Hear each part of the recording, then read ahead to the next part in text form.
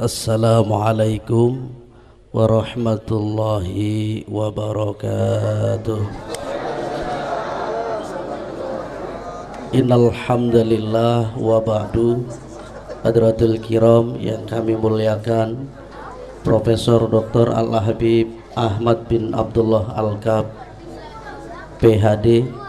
Saya alhamdulillah sejak kecil mengidolakan beliau dan saya suka ngaji walaupun lewat televisi. Alhamdulillah ini malam Allah izinkan saya bertemu dan saya ngelus dada, alhamdulillah Allah tambah ilmu saya wasilah lewat beliau. Oleh karena itu kita doakan beliau mudah-mudahan oleh Allah dipanjangkan umurnya, ditambah rizkinya, dimudahkan segala urusannya, dikabul segala hajatnya, Allah jadikan keturunannya solihin solihat ya Rabbal. Juga yang kami muliakan Habib Muhammad bin Husain Al-Idrus yang telah sama-sama memberikan ilmu kepada kita. Bapak Camat tadi alhamdulillah hadir, Bapak RT, Bapak RW, semuanya segenap panitia.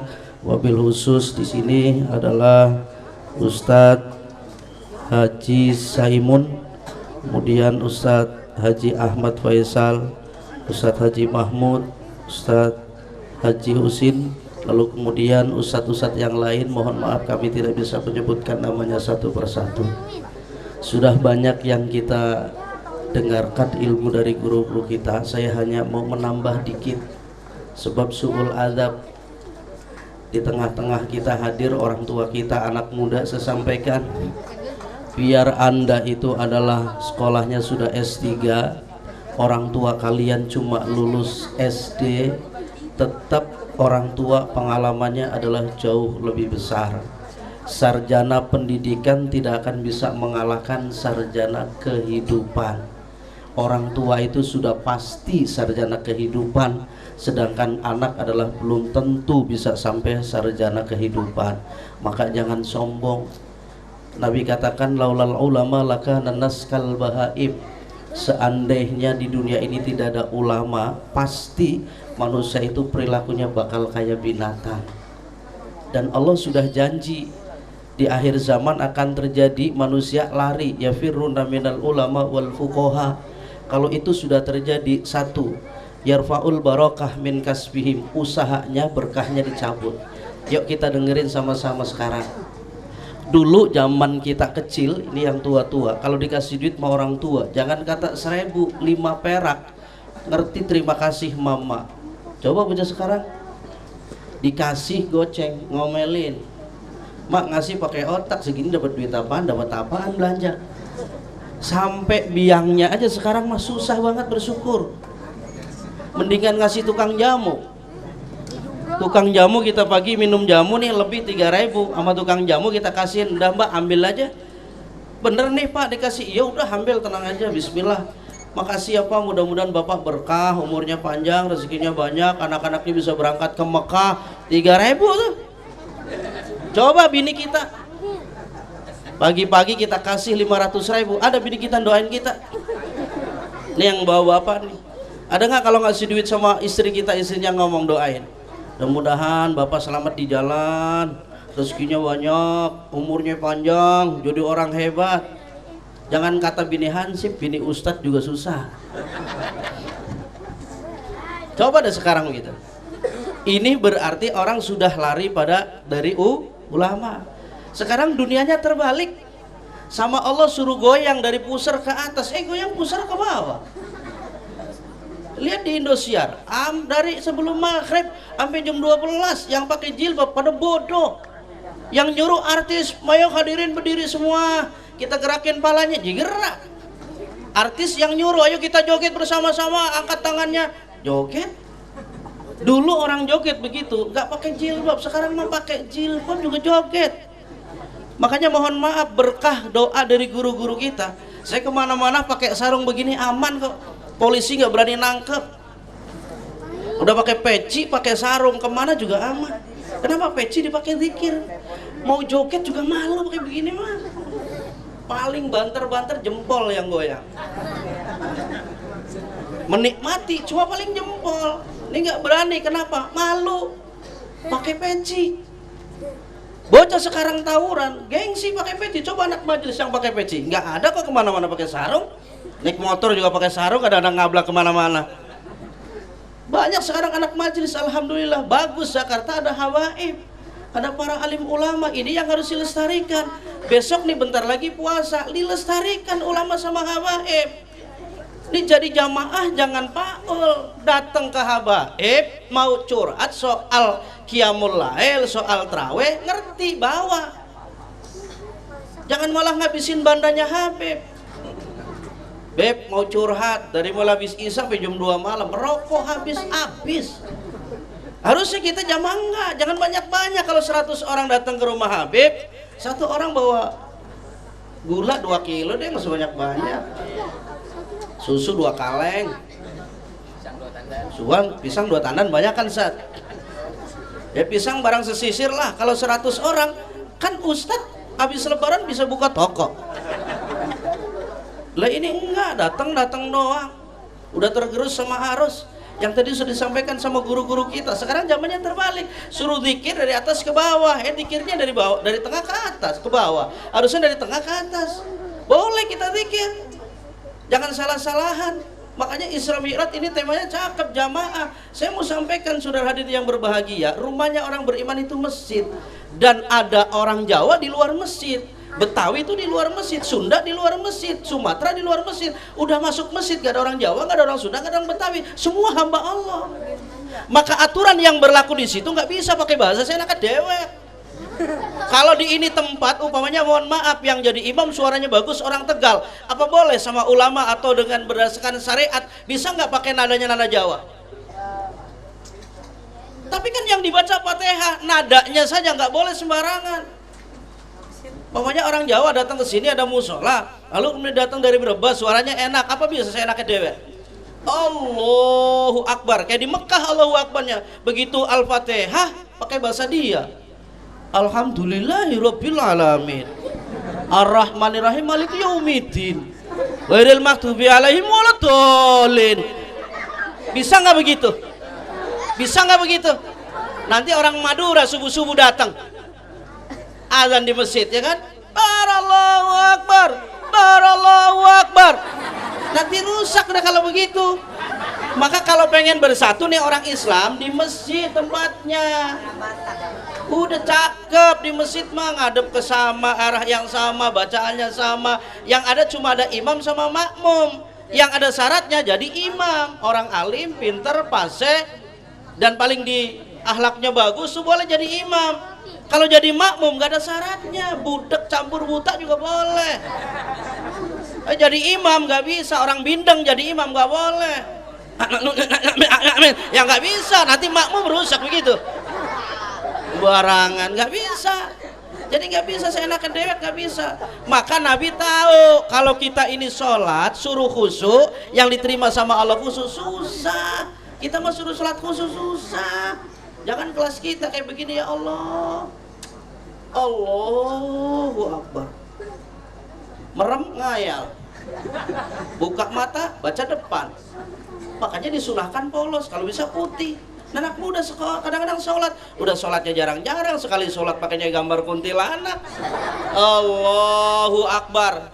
Ini kan yang di belakang teka-teki baca The Jackmania, akhirnya bikin Allahu Akbar The Jackmania. Sebelahnya Persib, sebelahnya Persipura. Cuma ngabsen doang, nggak baca Fatihah. Apalagi kalau di masjid ada yang tahiyat begini, kitanya sebelah kagak. Kita jangan nonton, biarin aja dia udah. Jangan kita malah nonton, nih kadang nonton. Buset, orang ngapain tuh gitu. Ada kan suka begitu? Biarin aja udah, jangan disalahin. Bagus ya sholat. Tadi Habib sudah bilang tuh. Udah jangan begitu, emang kita kadang-kadang begitu sih. Ada satu desa di Indramayu itu, lagi sholawatan, diambil mic-nya. Beta, haram, gak boleh. Masih ada yang begitu. Tahlil gak boleh. Makanya anak muda sekarang alhamdulillah masih pada tahlil, walaupun jarang tahlil. Cuma anak muda masih ada jeleknya nih. Kalau tahlilan orang meninggal itu jarang hari pertama kedua datang, biasanya hari ketiga hari ketujuh. Udah tahu deh jawabannya. Apa coba? besek, yang muka lu muka besek.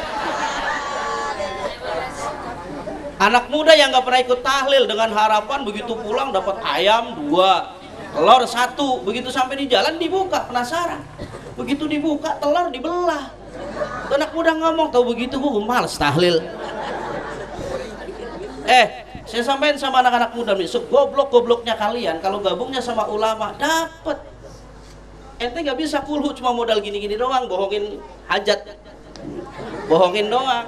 Emang berkatnya beda? Sama. Wah ini nggak paseh nih telur, ini kayaknya mantep nih kulhunya, dada kan enggak sama, iya kan? Paseh nggak paseh, duduknya sama ulama cakep.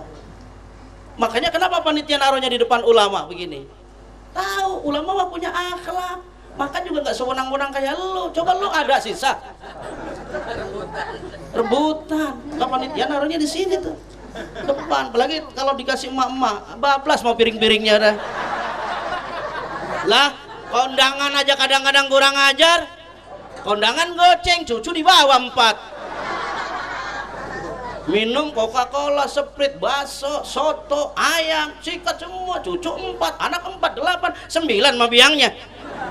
Udah mana mau pulang ngantong, kan pinter mama sekarang, pakainya dasar kantong pe dalam segini. Masukin semua deh. Kondangan goceng itu kan ngerampok yang hanya hajat. Begitu dibuka Allahu Akbar 3.000. Sedih, saya suka lapor laporan dari masyarakat set. Ada yang kondangan 2.000 katanya. Kan kasihan.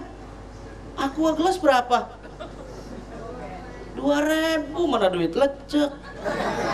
Ada tuh yang suka begitu, ada. Maka saya senang Pak kalau ngaji di Condet udah pasti Islamnya dapat. Maka beruntung di Condet, camatnya ngaji, lurahnya ngaji, RW-nya ngaji, RT-nya ngaji, ibu-ibunya ngaji, aman. Udah daerah utara sana, aduh berat. Ini nggak ketemu begini nih, Kebuli nggak ada udah.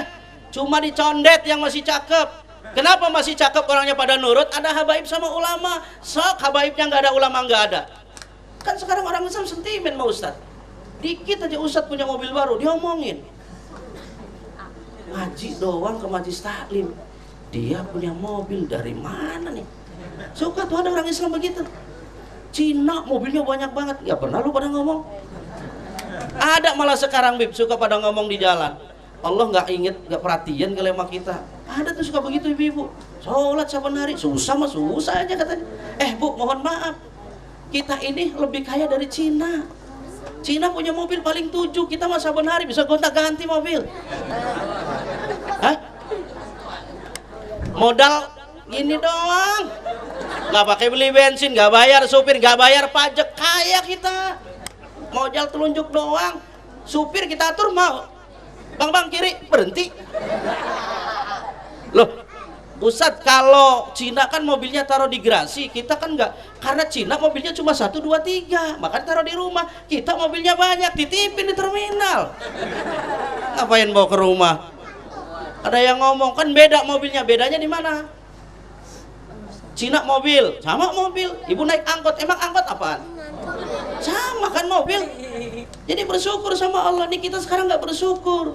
Kita juga sama Pak, punya istri kayak apa disyukurin. Mau gendut kayak mau kurus, ini kadang lendeng aja. Gua ketimbang sial, kenapa emang punya bini gendut? Kenapa? Ban motor cepet gundul. Lah emang dari sono dapatnya begitu?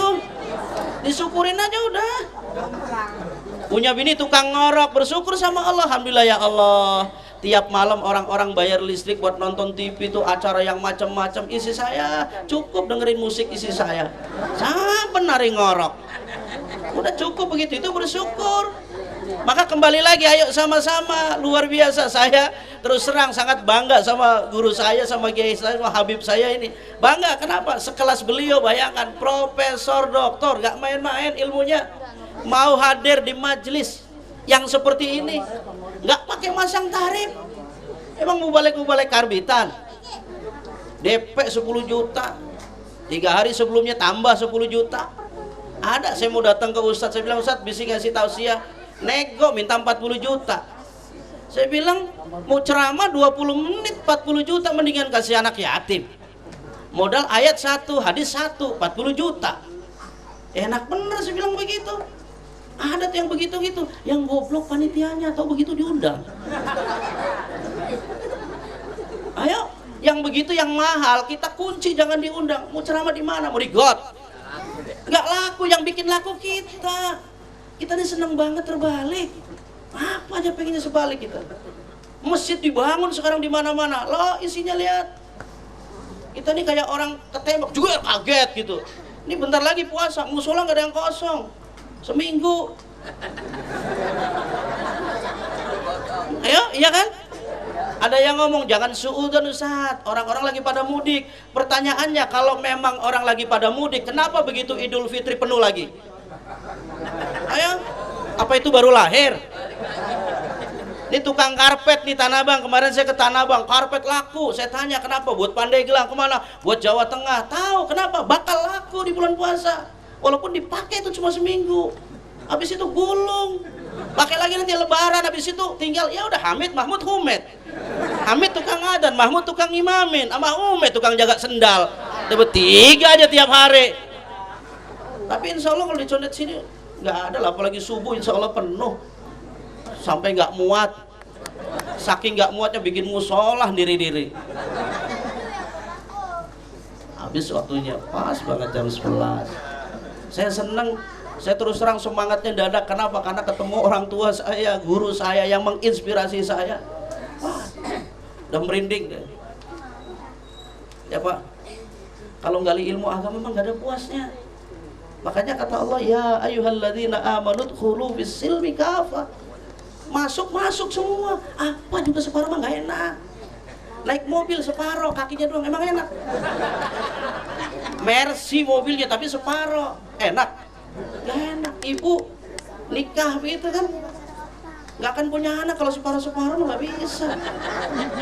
Sayangnya kudu beneran. Dan anak muda nih saya sampaikan sekali lagi, bahwa tidak ada kalian jaminan bahagia kalau nggak bagus, nggak hormat sama orang tua, terutama ibu. Iwan Fals saja jadi orang kaya ngarang lagu ibu kok. Ada tuh Mansur S itu nyuplik ilmunya Habib, kana amsa asbaha dholla bata soro ilmu nahu, baru kanaknya doang dibikin lagu jadi kaya. Kana doang dulu itu ilmu nahu baru sepotong doang. Maka coba para santri belajar di dalam ilmu amsilatut tasrifiyah itu. Pertama itu mesti fa'ala. Artinya apa? Orang tubuh berbuat dulu. Ini pelajar nih, kamu bekerja dulu, kamu ngapal dulu. Yang kedua mesti doroba. Kalau nggak benar disentil, dijewer, dipukul. Sekarang hak asasi manusia, guru nggak boleh jewer, guru nggak boleh mus'ab, guru nggak boleh getok. Udah diamin aja, anak-anak naik di atas meja, coret-coret tembok, biarin, tawuran biarin. Lihat kemarin lulus, zaman saya kecil itu kalau habis kelulusan paling banter pakai spidol. Sekarang lihat, udah nggak pakai spidol, pilok. Mending baju doang, muka dipilok. Saya nggak ngerti tuh, anak cewek naik motor, masya Allah. Udah kadang-kadang anak mudanya pada brengsek, bikin motor sok paling belakang, sampai nungging begini nih. Bawa anak orang enak banget tuh dah, ngerem dikit dah, habis sudah anak kita dah. Kalau anak majelis, insya Allah enggak. Kan dia memang biasa mainan juga begitu tuh. Saya yakin deh kalau anak muda senangnya nabok-nabok begitu, yang dibaca juga sholawat kok. Emang ada band tabok begitu lagunya, lagu yang gak karuan? Nggak ada, sholawat paling banter luar biasa. Oleh karena itu saudara hadirin yang berbahagia, sekali lagi Habib, jazakumullah, saya alhamdulillah banyak nambah ilmu. Dan saya ucapkan terima kasih. Sebelah kiri saya adalah Ustadz Usir, ini sahabat karib saya. Beliau adalah menantu dari Kiai Haji Baidowi. Kiai Haji Baidowi adalah kiai saya. Dan beliau luar biasa Habib. Walaupun tempat saya jauh di Kembangan ini, beliau kalau ngisi khutbah Jumat jam 11, setengah 11 sudah sampai sono. Saya tanya dari sini jam 8. Saya bilang orang Condet luar biasa, khutbah jam 12, jam 8 udah jalan. Udah sering sharing di pondok. Makanya saya senang. Jadi kalau santri itu senang luar biasa udah. Macam-macam hidup tuh ya di santri dah. Ada aja. Ada yang kalau sholat pura-pura khusyuk, ada persis kayak kita ada. Orang munafik, tahu orang munafik? Paling malas kalau suruh sholat, apalagi subuh. Makanya Nabi udah ngomong tuh, sholat paling berat bagi orang munafik, 1 subuh, 2 isya. Ada lagi hadis lain, subuh sama asar. Emang berat, subuh itu udah paling berat, luar biasa udah. Berat udah, setannya banyak banget di situ. Jangan kata anaknya, biangnya juga susah. Kan kita seneng ngajarin bocah, Bu, jangan didik anak, jangan salah, Bu. Jadi kadang-kadang kita mohon maaf mau sekolah aja, anak kalau nggak sekolah digebukin, sekolah nggak, kalau nggak sekolah nggak, jajan di 2 hari. Tapi kalau sholat gak diomelin.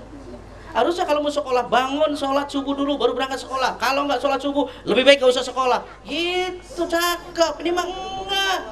No biangnya no. Ngomong-ngomong belakang no. Makanya saya ngaji kalau ada ibu-ibunya paling seneng. Kenapa? Nggak ada bapak-bapaknya udah aman. Bapak-bapak mau udah beres, gak diatur juga bener. Yang suka bengkok nih dia nih tuh. Diciptakan dari tulang sebelah kiri bengkok. Maka perempuan tabiatnya bengkok. Coba kalau nggak percaya Pak, kita ngomong pelan-pelan biar denger nih. Perempuan biar nggak pada denger. Kita punya duit 10 juta. Orang tua kita datang nanya sama bini, no, orang tua datang kasih berapa? Ya banyak bang. Tuh gitu tuh bini kita. Ya banyak bang, kan belum beli ini. Makanya kalau istri kita sakit jangan bawa ke rumah sakit, bawa toko emas. Kita pelan-pelan aja biar pada denger tuh perempuan. Biar nggak denger kita aja, yang laki-laki ini lagi curhat gitu. Kalau sakit jangan bawa ke puskesmas, ya cuma nggak sembuh, bawa ke toko emas. Panas sedikit juga langsung nyengir. Iya bang, makasih bang. Udah ketahuan perempuan sekarang udah nggak bisa, udah tahuan belangnya udah. Saya nggak ngomongin, ngasih tahu Pak. Yang perempuan tuh begitu. Tapi hebat, dari perempuan menjadi luar biasa ya Bu. Bisa jadi presiden, jadi ulama, jadi profesor, jadi dokter lah dari ibu. Maka jangan macam-macam sama ibu. Sampai Nabi gambarin perempuan itu ibarat tiang negara. Kalau nggak ada tiangnya, rubuh. Pakai tiang ini. Nih alhamdulillah nih ada tiang-tiang datang nih. Ini tenda nih bisa berdiri kan ada tiangnya nih, nggak ada tiang ambrak. Nah negara nih bangkrut kalau nggak ada tiang. Tuh tiang-tiangnya tuh. Maka kalau sekarang negaranya miring-miring, berarti tiangnya miring. Siapa? No. Itu aja udah. Kalau sekarang banyak orang korupsi, siapa yang ngajak? Ya itu tuh dia tuh. Kalau sekarang banyak anak tawuran, berarti tiangnya bengkok. Mana tiangnya itu tuh? Kalau sekarang susah anak diatur, biangnya mana itu? Kalau ibunya benar, insya Allah anak jadi benar. Anak kan kopian dari emak. Makanya tadi Habib bilang, kalau malam doain ya Bu ya. Doain suami juga yang masih keras, doain. Doain situ, bacain sholawat, bacain Quran. Kalau udah 3 bulan nggak berubah-berubah, gantiin bacainnya. Innalillahi, innalillahi. Udah capek kembali sama Allah, nanti Allah yang ngerubah. Tapi suaminya kadang-kadang tersinggung. Lu doain gua mati lu? Enggak. Memang mau diserahin balik lagi sama Allah, karena suami kita juga milik Allah. Cuma titipan, maka kalau diambil orang juga jangan marah. Cuma anak diambil, ibu punya anak dimpanin, disusuin dari kecil kan, lalu punya suami dibawa kabur, ibu nggak marah kan? Kenapa? Sadar bahwa anak itu titipan, suami juga titipan, bukan milik ibu. Kalau diambil sama orang bukan salah yang ngambil, yang salah yang udah dititipin kagak diurus blok. Biarin aja biar pada denger. Lah sekarang jangan kalah sama yang pinggir jalan, nggak ngaji aja ngerti sopan santun kok. Orang yang lewat disapa, nggak kenal, tapi disapa, ada etikanya. Ibu sama laki, Allahu Akbar, mau tidur balsem sekujur badan, deket leher kasih autan, lagi giliran lakinya nyemplak kan bau autan, nggak jelas. Maka akhlaknya penting. Nah akhlak ada di masjid, akhlak ada di sholat ya Bu ya. Insya Allah setelah acara ini kita berubah jadi yang terbaik, menjadi orang yang ahli sholat, menjadi orang yang sayang sama ulama yang mengajarkan hal-hal positif kepada anak-anak kita, terutama adalah soal akhlakul karimah. Hadirin yang kami muliakan, mohon maaf lebih 5 menit ya, jadi saya pas 20 menit. Saya pengennya sih 1 jam, kayaknya 1 jam, jam 1 juga mau gitu loh. Tapi kan persoalannya yang punya hajat emang mau. Kayak juga penceramah mah kan mau panjang muka ke panjang kan udah dari lu ya. Apalagi parcel udah dimasukin. Udah orang condet paling-paling deh. Orang ceramah belum, parcel udah naik di mobil. Dia bilang kalau ceramahnya balik lagi gimana itu? Oh parcelnya mau diambil lagi. Tapi enggak, ini takdiman wa takrimannya. Pokoknya saya ingat banget kalau condet sama ulama sama habaib luar biasa hormatnya. Beda sama daerah utara. Jauh. Tahu kalau udah kesini saya senang, makanya udah ke arah Condet saya suka sungkan ngomong juga. Kenapa? Tempatnya ulama, tempatnya habaib, tempatnya orang-orang pinter, tempatnya orang-orang hebat. Tapi saya bangga, mudah-mudahan dengan silaturahim ini saya juga ketularan hebatnya. Terutama saya mohon doa khususnya dari guru saya Al Habib Ahmad Abdullah Alkam. Sekali lagi hadirin yang kami muliakan, itu saja yang bisa dapat saya sampaikan. Terima kasih. Mohon maaf apabila ada hal-hal yang kurang berkenan. Ilahuna alaihi wabikum wa syukran. Billahi taufiq wal hidayah wa ridha wal inayah. Assalamualaikum warahmatullahi wabarakatuh.